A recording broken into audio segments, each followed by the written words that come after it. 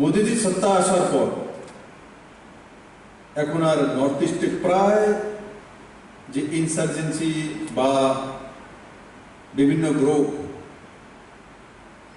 তার সমাপ্ত হয়ে গেছে। কি মোদিজি যুদ্ধ করেছেন, কারোর সঙ্গে লড়াই করেছেন? না, মোদিজি তাদের হৃদয়ের কথা জানতে চেয়েছেন, ব্যথা কোথায়, কি সাহায্য করতে পারে, কিভাবে তাদেরকে এগিয়ে নিয়ে যেতে পারে। বন্ধুরা, आगे जनजाति नो वोट बैंक हिसाबो सामुंगो थुपाका सीपीएम ताबुगानी हफम जनजाति शेई मान रुई टीटीएडीसी मुंग सुलाई त्रिपुरा टेरिटोरियल काउंसिल मुंग फारेना बगोई हस्ते कैबिनेटो प्रपोजल रखा। তার আগে হয়েছিল এডিসি, অটোনমাস ডিস্ট্রিক্ট কাউন্সিল,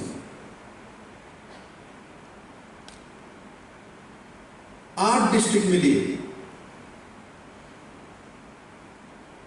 তো এক ডিস্ট্রিক্ট কাউন্সিল কিভাবে হয়? তার নামকরণই সঠিকভাবে হয়নি। মোদী সরকার আসার পর, বিজেপি আইপিএফটি সরকার আসার পর তখন ক্যাবিনেট সিদ্ধান্ত করে ভারত সরকারের কাছে পাঠিয়েছে কি Tripura territorial council. Tripura territorial council নামকরণ হল। 17 বছর লাগাতার কমিউনিস্ট শাসিত এডিসি ছিল, তার নামকরণ পর্যন্ত হয়নি। আজকে নামকরণ হয়েছে, সেই দিশাতে কাজ করেছে ক্যাবিনেট ও সিদ্ধান্ত গ্রহণ করে কেন্দ্র সরকারের কাছে পাঠিয়েছে।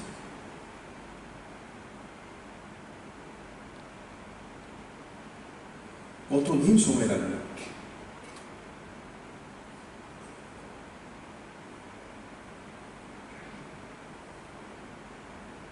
ताबुकनी कुतल हफंग फायरमनी लो जनजाति दफानो से सिनेमोंग रुका नरोई रखनो जनजाति रखनी रिसा या फरोई हक्तर ओ सिनेमोंग रुका। ये रिशा আমার এক জনজাতি নেতৃত্ব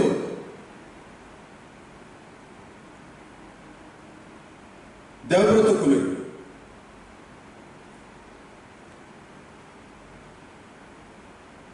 আমি যখন বিজেপি প্রেসিডেন্ট ছিলাম তো উনি একদিন আমার কাছে আসে, বললেন যে আমি তো এই পার্টি করেছি, কিন্তু আমার মনে হচ্ছে ত্রিপুরাতে পরিবর্তন নরেন্দ্র মোদীর নেতৃত্বে হবে, আমিও এখানে কাজ করতে চাই। উনি আমাকে একটা বিষয়ে আলোচনাক্রমে জানকারি দিলেন, বলে বিপ্লব বাবু আমাকে একবার কিডন্যাপিং করা হয়েছে, নিয়ে গিয়েছিল। তাদের মধ্যে মনের মধ্যে একটা দুঃখ ছিল, বলে প্রথমত আমাকে তো কিডন্যাপিং করেছে, ঠিক আছে নিয়ে গেছে। তো যাওয়ার পর আলোচনা সমালোচনা হতো। আমার কয়েকজন এক্সট্রিমিস্ট ভাই তৎকালীন সময় বলছিল যে আমাদের যে জনজাতিতে ঋষা, আমাদের সম্মান, সেটা পর্যন্ত গ্রহণ করছে না এখানকার সরকার।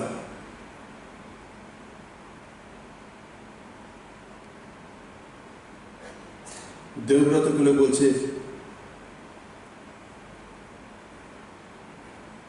যে আমাদের কৃষ্টি সংস্কৃতির আমরা এটা বিশাল আগে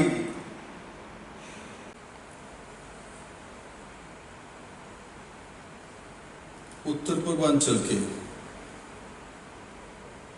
একসময় এমনভাবে চিহ্নিত করা হয়েছিল যে সেটা পিছিয়ে পড়া অঞ্চল,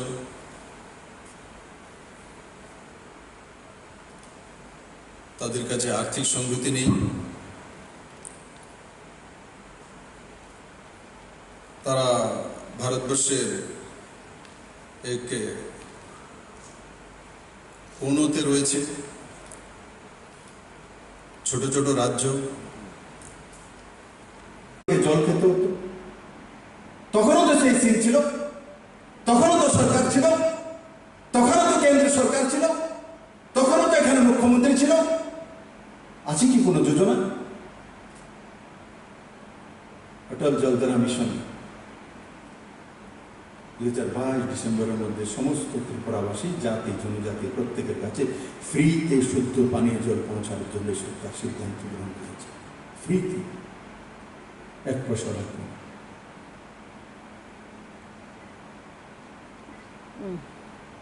তো কেন আন্দোলন হতো না? তার কারণ কি? কাদের কারণে?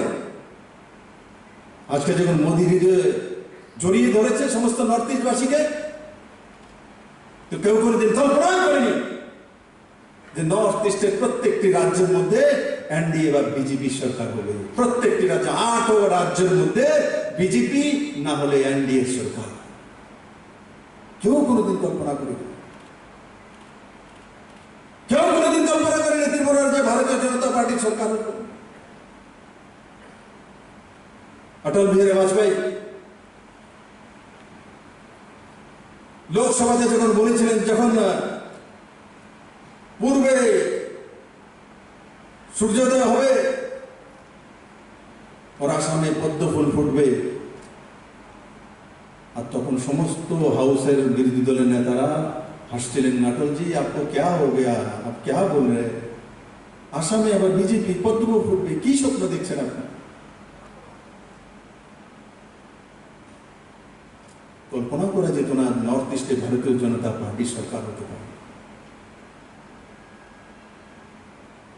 স্বর্গীয় অটল বিহারী বাজপেয়ী যে আজকে আমাদের মধ্যে নেই,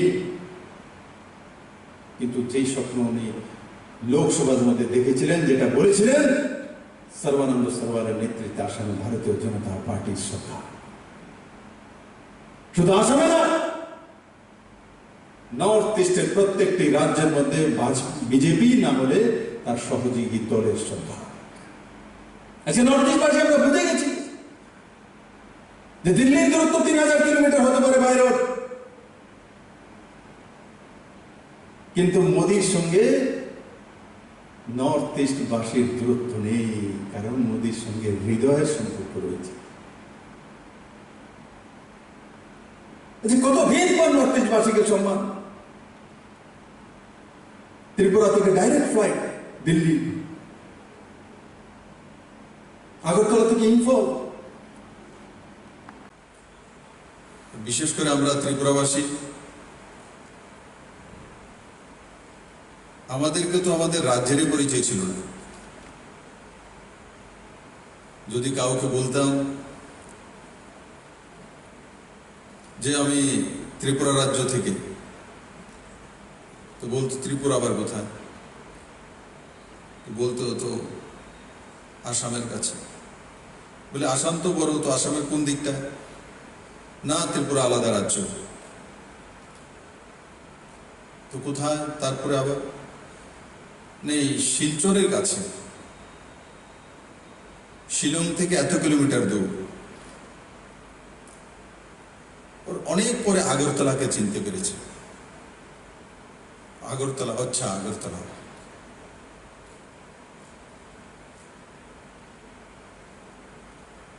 উনিশশো 47 সনে দেশ স্বাধীন হয়েছে,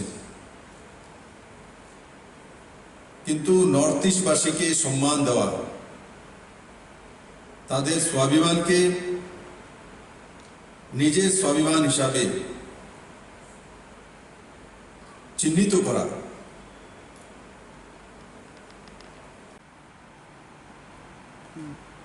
এই প্রথমবার এডিসির জন্য 15 ফাইন্যান্স কমিশন থেকে 57 crore রুপিস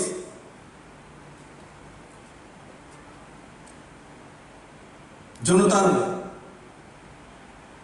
ব্যক্তিগত উন্নয়নের কারণে খরচা করা হচ্ছে, অটো দেওয়া হচ্ছে হবে। আছে কি স্কিম 17 বছর এই ধরনের? একটা স্কিম দেখাতে পারবে 17 বছর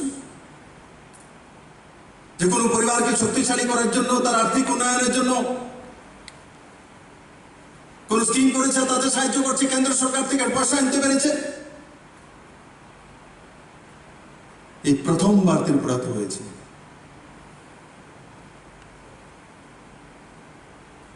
এডিসি সিট বাড়ানোর জন্য 50 সিট করার জন্য ক্যাবিনেট সিদ্ধান্ত নিয়ে কেন্দ্র সরকারের কাছে পাঠিয়েছে।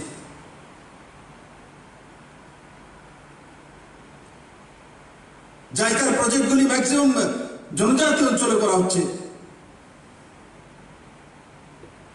প্রত্যেকের ঘরে জল পৌঁছানোর জন্য ফ্রিতে জলের কানেকশনের ব্যবস্থা করা হচ্ছে। কিন্তু একদিনই চাইলে আমি পারবো না, জল চাইলেই ঘরে চলে যায় না। তার জন্য পাইপ লাগবে, তার জন্য ডিপ টিউবওয়েল বসাতে হবে, তার জন্য প্রেসার লাগবে, তার জন্য ইলেকট্রিসিটি লাগবে, তার জন্য ট্রান্সফরমার লাগবে, তার জন্য স্টাফ লাগবে। প্রাককালে নিজের জীবনশৈলী উন্নয়নের জন্য কাজে লাগাবেন।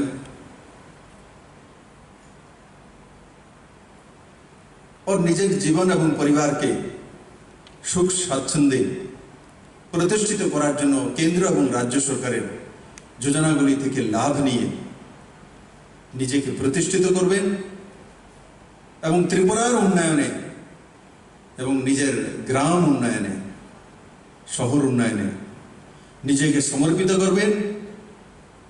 ও যেটাই দুঃখ দুর্দশা মনের মধ্যে আপনাদের ছিল, নরেন্দ্র ভাই মোদীর আশীর্বাদে আমার উপরে ভরসা করুন। আপনারা ভরসা করেন আমি জানি, আমাকে বিশ্বাস করেন সেটাও আমি জানি। আমি আপনাদেরকে ঠকাবো না। মোদীজি যা যা দেবে আর আপনাদের কাছ থেকে সমস্ত উপদেশ নির্দেশ সবকিছু একটা করে যাতে আপনাদের জীবনের মান উন্নয়ন হতে পারে, ত্রিপুরার জীবন মান উন্নয়ন হতে পারে, এই সরকার বিজেপি আইপিএফটি সরকার প্রতিবদ্ধ। এবং আগামী দিনে যে নতুন ত্রিপুরা গড়ার আমরা স্বপ্ন দেখেছি, 3 সালের মধ্যে ত্রিপুরাকে মডেল স্টেটের যে ধারণাকে আমি আপনাদের সামনে তুলে ধরেছিলাম, ঠিক 3 বছর যখন হবে আমি সমস্ত ত্রিপুরাবাসীর সামনে আধুনিক ত্রিপুরা, মডার্ন ত্রিপুরা সেই ছবি নিজের হাতে তুলে ত্রিপুরার বাসীর সামনে রাখবো। আর নরেন্দ্র ভাই মোদী আছেন, অমিত ভাই শাহ আছেন, তো নিশ্চিত ত্রিপুরা একদিন দুনিয়াতে এক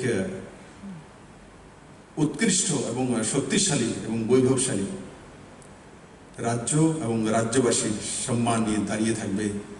সবাইকে অনেক অনেক ধন্যবাদ। দুর্গা উৎসব চলছে, আমি এখান থেকে নিবেদন করব সমস্ত ত্রিপুরাবাসীকে সোশ্যাল ডিস্টেন্সিং মেনটেন করা, মাস্ক পরিধান করা, ভিড় না করা, হুজুমে না পড়া।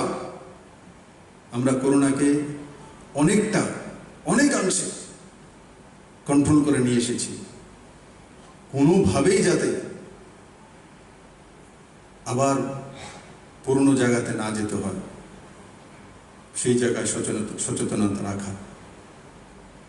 আর আমি এইভাবে লক্ষ্য করেছি, গতবার রেজিস্ট্রেশন রয়েছিল 2500-এর কাছাকাছি দুর্গাপূজা, এবার সেটা 2000-এর কাছাকাছি হচ্ছে, মাত্র 500 দুর্গাপূজা কম হচ্ছে। তার মানে মানুষ জাগ্রত। কিন্তু তবু আমি আপনাদের মাধ্যমে সমস্ত ত্রিপুরাবাসীর কাছে নিবেদন করব যে এই দুর্গাপূজা অবহেলা করা, নর্থ ইস্টকে অবহেলা করা, জনজাতিদেরকে। নরেন্দ্র ভাই মোদী বের করে নিয়েছেন যে থাঙ্গা ঢালা রসম বাজায় দুনিয়ার মধ্যে একা ব্যক্তি, বেনিচন্দ্র জমাতি। আমরা সোশ্যাল ডিস্টেন্সিং মেনটেন করে মাস্ক পরিধান করে নিট অ্যান্ড ক্লিন থেকে পুজোগুলো অনুভব করব। কোনো জায়গায় ভিড় একট্টা করব না, এটাই আমাদের ব্রতী হতে হবে। সবাইকে অনেক অনেক ধন্যবাদ।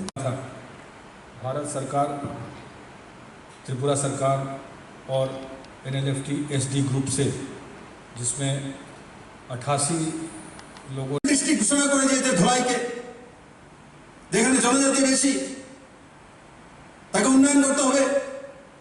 और एस्पिरेशनल डिस्ट्रिक्टेर मध्य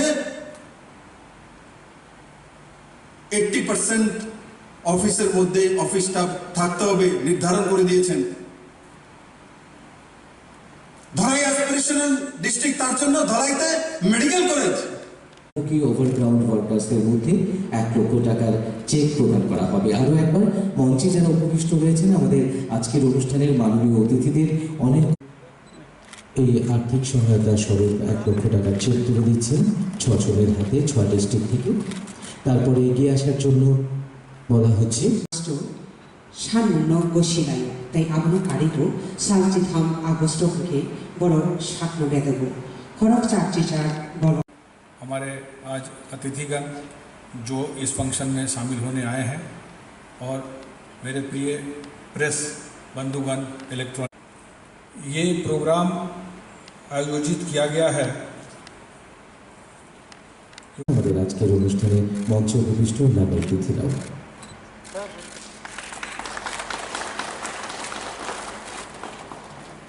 নেক্সট এগিয়ে আসার জন্য খরক থবিন রাং লাকাশাবে নানি বাকি ককলাইব আমবাসার ধলাই ডিস্ট্রিক্ট।